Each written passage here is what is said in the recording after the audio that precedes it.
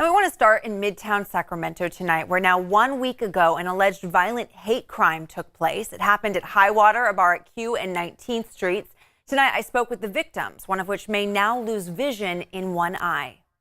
It's now been 1 week since Ishmael Aranda and Julio Vierman were victims of an alleged violent hate crime, and still no justice. Just getting over this, the fact that it's happened, the fact that it's real, it's so crazy. It happened last Friday night at Highwater Bar. The two Teach for America special education teachers were in the men's bathroom talking about Julio's boyfriend when out of the blue, they were attacked by a man who they described as belligerent that they didn't know. And that was when the man had turned around and started yelling at us, calling me a faggot, and then said that we molest kids. And then we tried our best just to ignore him because it was just straight up screaming at us, like yelling at us.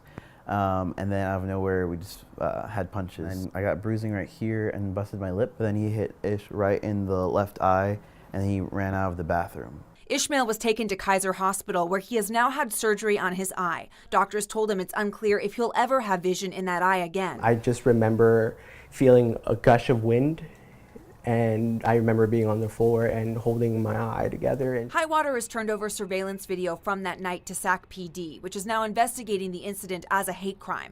The video has not been made public despite a plea from the victims to do so, and so far SAC PD says there are no named suspects. If you had one question right now for the investigators, you could ask them one thing, what would it be? I think I would ask them, what can we do based on this? There should be some sort of guidance procedure behind this, and making sure that people who go through this have some sort of way to feel like they're being supported. My question would be if it's possible for either one of us or both of us to see the footage. SAC PD says they have been actively searching for the person who committed this crime since it happened. Meanwhile, Ishmael is focusing on his recovery with help from his wife, Alicia, and their 9-month-old baby. So how important for you is it to sort of find justice, however that may be? I think someone should be accountable for that.